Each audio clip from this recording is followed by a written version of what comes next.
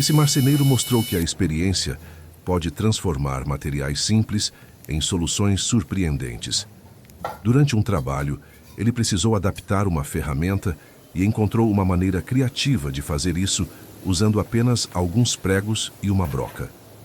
O que parecia ser apenas um improviso acabou facilitando o serviço de forma prática e eficiente.